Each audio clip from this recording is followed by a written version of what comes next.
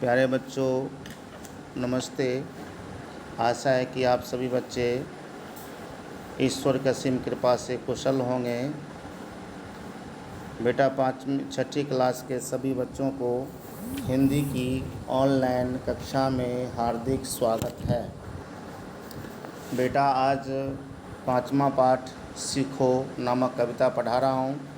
इस कविता के कवि हैं श्री विनोद चंद्र पांडे जी। बहुत ही ज्ञानवर्धक कविता है, केवल पढ़ना है, ध्यान से सुनिए।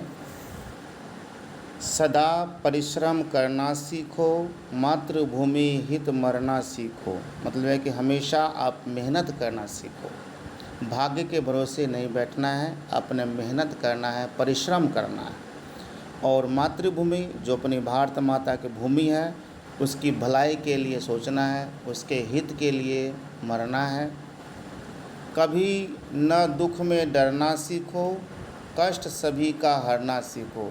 बेटा, कभी भी दुख आए तो उसमें डरना नहीं चाहिए। जीवन में सुख और दुख परमात्मा हमें ही कर्मों का फल देता है। अगर हम अच्छा करेंगे तो जीवन में सुख मिलेगा, अगर बुरे करेंगे तो अपने जीवन में दुखी भोगना पड़ेगा। इसलिए कहा कवि ने कि कभी न दुख में डरना सीखो। दुख आए तो कभी डरना नहीं, बल्कि हिम्मत से काम लेना है।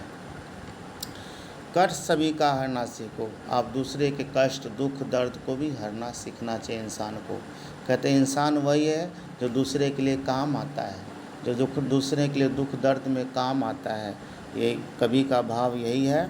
अगला पैराग्राफ देखो। अपने पथ पर बढ़ना सीखो, गौरव गिरी पर चढ़ना सीखो। अपने पथ माने रास्ता, जो आपके अपने जो रास्ता है उस पर जीवन में आगे बढ़ते चलो।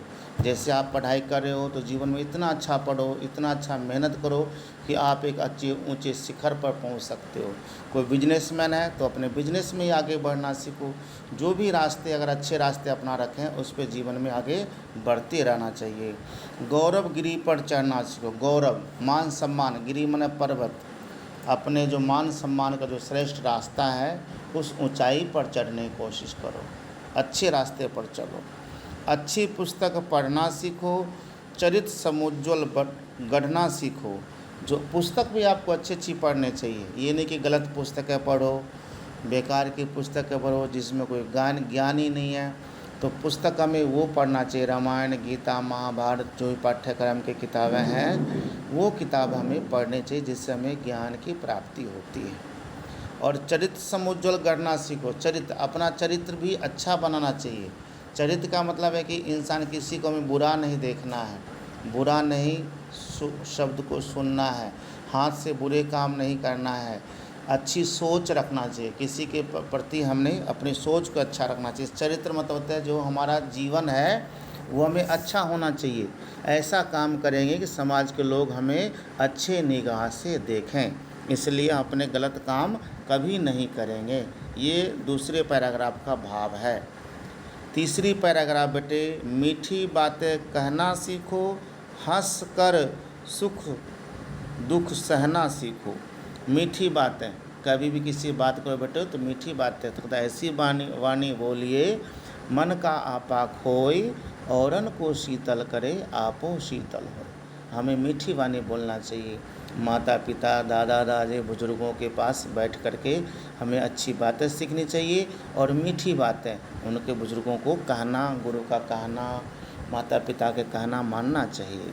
और हंस कर सुख दुख सहना चाहिए। अगर जीवन में सुख दुख आए तो उसे हंस करके सहना चाहिए। ये नहीं कि रोना है कि मुझे दुख हो गया, मुझे ये हो गया। जीवन में जो भी सुख दुख आते हैं बेटे, ये तो चक्र है, पहिए की तरह चल रहा है। अगर आज जीवन में किसी को सुख है तो आने वाले टाइम में वो बल्कि दुख भी होएगा। तो सुख दुख जीवन में हमेशा चलता रहता है। इसलिए कहता है कि जब सुख दुख आए तो हंस करके से आगे बढ़ना चाहिए। स्नेह सिंधु में बहना सीखो, मेल जोल से रहना सीखो। हमें प्यार से एक दूसरे के मेल जोल से रहना चाहिए। हमें आपस में झगड़ा नहीं करना चाहिए, प्यार से रहना चाहिए। जननी की जय गाना सीखो। जननी माने माँ। माँ कौन सी है? भारत माता। अपनी माता भी है और भारत माता भी है। तो जननी की जय गाना सीखो, जग को राह दिखाना सीखो। जो अपनी माँ है, भारत भूमि है, कहते हैं इसको हमें जयकार करना चाहिए कि हमारे बहुत बड़ी कृपा है, भारत माता के हमारे ऊपर बहुत बड़ी कृपा है। हमारी माँ जो जननी है, जो जन्म देने वाली है, उसकी बहुत बड़ी आप सबके ऊपर कृपा है बेटा। जो जन्म देती है, कितने कष्ट को सह करके आपको बचपन में पालते पोलते हैं। इसलिए जब बड़े होते हैं तो अपने माता पिता को ज़रूर मान सम्मान दो, उनकी कहना मानो। वो आपको कभी भी बुरे रास्ते पर नहीं ले जाएंगे, आपको अच्छे रास्ते पर ले जाएंगे। हर माँ बाप चाहता है कि हमारा बच्चा अच्छे रास्ते पर जाए, हमारे से ज़्यादा उन्नति करे। जग को राह दिखाना सीखो। जग माने संसार को, आप अच्छे बनो और संसार को भी अच्छा बनाओ। इसलिए कहा किण्वन्तु विश्वमार्यम, हम अपने आप को आर्य मतलब श्रेष्ठ बने, समाज को श्रेष्ठ बनाएं, परिवार को श्रेष्ठ बनाएं, अच्छे रास्ते पर अपने आप चलो